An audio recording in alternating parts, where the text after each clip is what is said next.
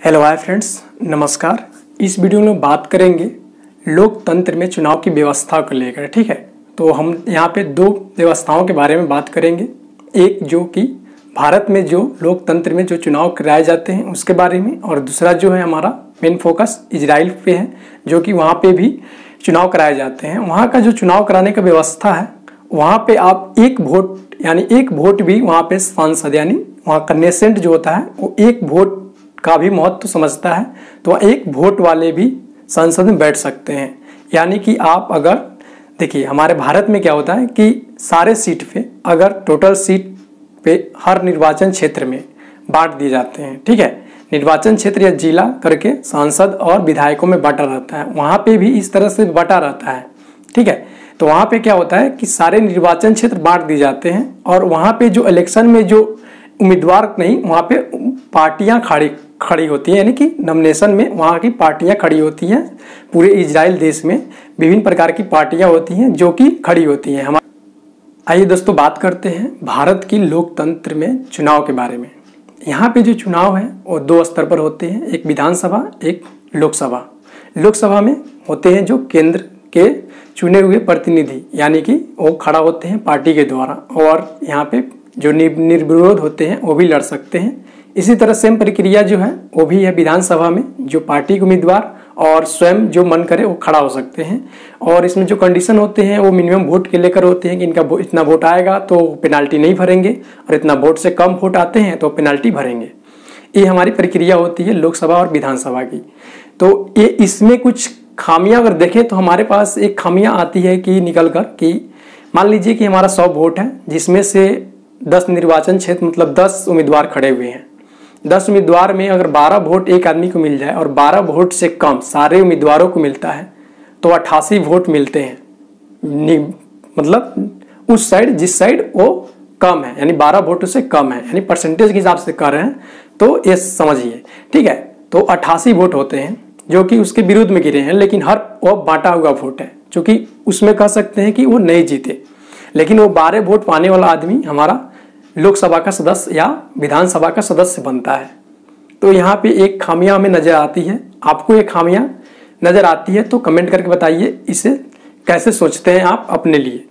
और हम बात करेंगे इजराइल को लेकर, उसमें क्या क्या प्रतिक्रियाएं हैं और किस तरह वहाँ पे चुनाव होती है। ठीक है, और यहाँ पे और भी बातें हैं। लोकसभा और विधानसभा में जो हमारी बड़े स्तर पर जो चुनाव होते हैं उसमें एक और चुनाव होती हैं जो कि हम लोग चुन कर भेजते हैं संसद में या विधानसभा में, उसके थ्रू राज्यसभा का भी चुनाव होता है।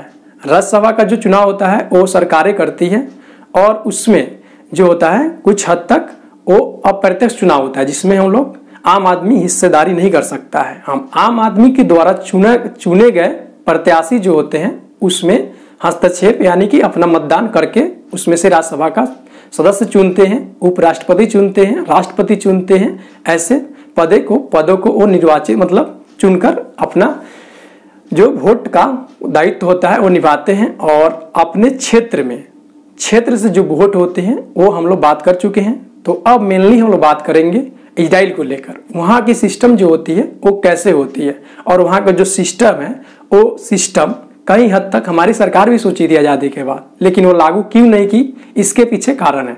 क्योंकि जो इजराइल में जो शासन व्यवस्था यानी चुनाव कराने की जो सिस्टम है वो छोटे प्रांतों के लिए यानी छोटे देश के लिए 10 लाख 20 लाख यानी 1 करोड़ 2 करोड़ के जनसंख्या और छोटे क्षेत्रफल वाली कंट्री के लिए वो अच्छी है।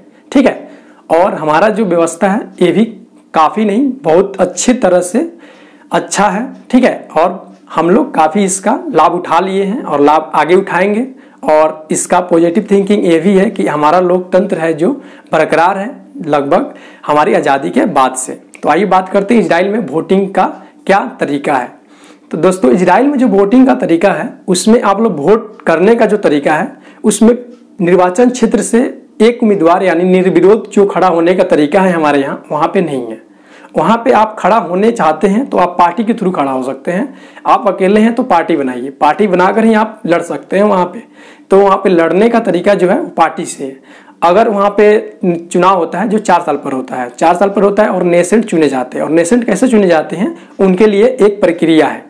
जो प्रक्रिया इस प्रकार से है कि मान लीजिए कि हमारा सरकार जो है, सरकार चुनना होगा तो सरकार अपनी जो सरकार में सत्ता में है तो वहाँ पे भी मतलब कि 50+1 वाला ही तरीका है मतलब बहुमत बनाने का। लेकिन बहुमत बनेगा कैसे? तो मान लीजिए टोटल वोट जो है वो वोट देने का तरीका सेम हमारे तरह है, लेकिन निर्वाचन क्षेत्र में उम्मीदवार जो खड़े यानी निर्वाचन में खड़े होने का जो तरीका है वो एक अलग तरीका है। उसमें तरीका यह है कि सारी पार्टियां, जितनी पार्टियां हैं वहाँ पे अपनी उम्मीदवार को नामित करती है कि हम ए पार्टियां से इतना आदमी को निर्वाचित कर रहे हैं। मतलब जो सीट होती है वहाँ पे 120 आदमी का सीट है, तो उसमें सारे पार्टियां अपने 120 निर्वाचित उम्मीदवार को नाम घोषित कर देते हैं। बस नाम घोषित भर ही रहता है और वो वोट मांगेंगे तो अपने पार्टियों के लिए मांगेंगे, खुद के लिए कभी वोट मांग ही नहीं सकते हैं, क्योंकि वहाँ का व्यवस्था ही एक अलग है। ठीक है, तो व्यवस्था क्या है? तो हम कह सकते हैं कि उसमें जो व्यवस्था है कि आप वोट देंगे किसी पार्टी को, ना कि किसी उम्मीदवार को। जो हम लोग वोट, वहाँ की जनता जो वोट देती है वो वोट किसी पार्टी को देती है। वो पार्टी का अगर मान लीजिए कि 100 वोट पड़े, 100% वोट पड़ रहे हैं, उसमें से किसी एक पार्टी को 10% पड़ी, किसी पार्टी को 12% पड़ी, किसी को 38, किसी को 30% पड़ी, उसमें से 38% वाला ज़्यादा मतलब वोटिंग पाया। ठीक है, लेकिन वह सरकार बनाना ये जरूरी बात नहीं है कि वो सरकार बना सकता है, क्योंकि आप कह सकते हैं कि 38% है उसका बहुमत मिलेगा, जरूर मिलेगा, लेकिन वो जरूरी नहीं है कि वो सरकार बना सकता है। अब बात करते हैं कि यहाँ पे क्वालिफाई क्या है। मतलब क्वालिफाई के लिए भी कोई भी पार्टी बना लेगा तो इस तरह से सारा देश का लोग ही पार्टी बना लेगा। तो वहाँ पे एक नियम है कि आप 3.25% वोट पूरे देश से आपको मिलने चाहिए पार्टी में, नहीं तो आपको पेनाल्टी जो भी सुविधा है वहाँ का वो भरना होता है, आप पार्टी से निष्कासित कर सकते हैं। मतलब पार्टी का जो पार्टी का सर्टिफिकेट यानी कि वो छीन लिए जाते हैं, मतलब ले लिया जाता है वापस। ठीक है, तो वहाँ पे जो उम्मीदवार खड़े होते हैं वहाँ पे उम्मीदवार नहीं, पार्टियां खड़ी होती हैं। वहाँ पे वोट जो मांगते हैं वो अपने निर्वाचन क्षेत्र के उम्मीदवार के लिए नहीं, वो अपने पार्टियों के लिए वोट मांगते हैं। और पार्टियां जो होती है वो मान लीजिए कि 38% मिली वोट किसी को, तो 38% वोट वहाँ की सरकार या जो निर्वाचन मतलब वोट कराने वाली होती है, जैसे हमारा निर्वाचन आयोग है, वहाँ पे भी सिस्टम है। तो वहाँ पे वो सिस्टम 120 नेसेंट है। उसमें नेसेंट में क्या होता है कि 120 नेसेंट में 38% जिस पार्टी को वोट मिली है वो 38% सीट उसको दे देगी उस पार्टी को। और वो पार्टी क्या करेगी कि वो 38% सीट को अपने निर्वाचन यानी जो उम्मीदवार थे उसमें से अपना उम्मीदवार निकाल लेगी, यानी कि उसमें से 38% सीट पे अपना उम्मीदवार उसमें से चुनकर 38% पर नियुक्त कर देगी। ठीक है, अब ये हो गए 38%। बाकी के जो है वो मिनिमम जो क्वालिफिकेशन है 3.25, उससे ज़्यादा वोट मिलने वाले हर पार्टी को वो परसेंटेज में यानी 120 के 4% वोट मिले टोटल देश का, तो 4% सीट का हकदार है। 4% में जो सीट होंगे उसको वो पार्टी को वो दे दिया जाएगा। और दे देने के बाद जो होगा वो पार्टी क्या करेगी कि वो 4% पर अपने निर्वाचित जो उम्मीदवार होंगे, मतलब जो खड़े किए हुए उम्मीदवार होंगे, उस 4% सीट पे नियुक्त करेगा।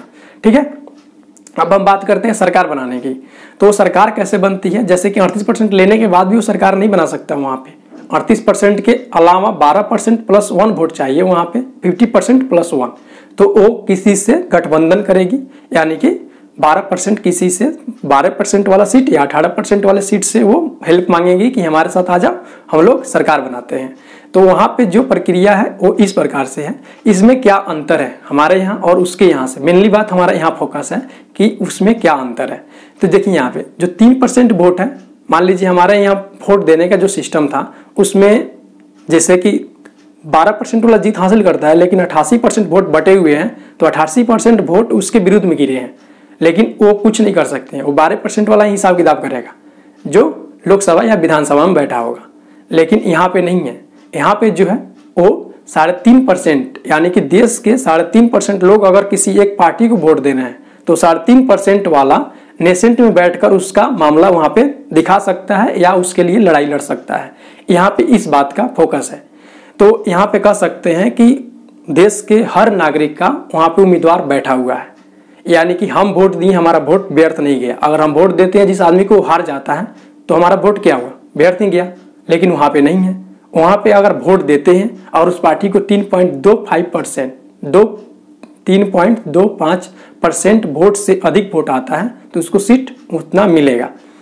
और यही कारण है कि वहाँ पे जो है वो सारे लोगों का मतदान वहाँ पे नेसेंट में बैठते हैं और चुनाव करते हैं। और बाकी प्रक्रिया जो है इस तरह का जो चुनाव करने का जो है हम लोगों में राष्ट्रपति, उपराष्ट्रपति, राज्यसभा का सदस्य चुनने के लिए इसी तरह का जो नियम है जो बनाए गए हैं। और बात करें कि ये छोटे स्तर पर ही संभव है, क्योंकि मान लीजिए कि छोटे स्तर पर क्यों इस जरूरी है, क्योंकि हमारे यहाँ परसेंटेज के हिसाब से नहीं कर सकते, यहाँ पे धर्म को लेकर ज़्यादा मैटर उगते हैं, ठीक है। तो धर्म और जातिवाद के कारण इसको नेताओं ने जो आज़ादी के बाद नेताओं ने किया वो कहीं ना कहीं इस मुद्दे से घिरे हुए थे, इसीलिए इस व्यवस्था को वो अपने देश में लागू नहीं कर सके। और जो ये तरीका है, ये तरीका हमारा जो तरीका है वो अमेरिका में जो चुनाव होते हैं उस तरह के चुनाव हमारे यहाँ कराए जाते हैं। इजराइल में जो चुनाव कराए जाते हैं इसके एग्जाम्पल में हम एक कह सकते हैं कि इजराइल का जो चुनाव व्यवस्था है और नीदरलैंड का जो चुनाव व्यवस्था है वो कहीं हद तक सेम है। तो आप लोगों को क्या लगा कि कौन सी चुनाव व्यवस्था में आप लोगों ज़्यादा अच्छे से सहमत हैं, वो कमेंट करके ज़रूर बताइएगा। और ये वीडियो कैसा लगा वो भी कमेंट करके बताइएगा। लाइक कीजिए, शेयर कीजिए, और ऐसे वीडियो आपको आगे चाहिए किस टॉपिक पे आप कमेंट कर सकते हैं, मैं उसे लाने का कोशिश करूँगा। तब तक के लिए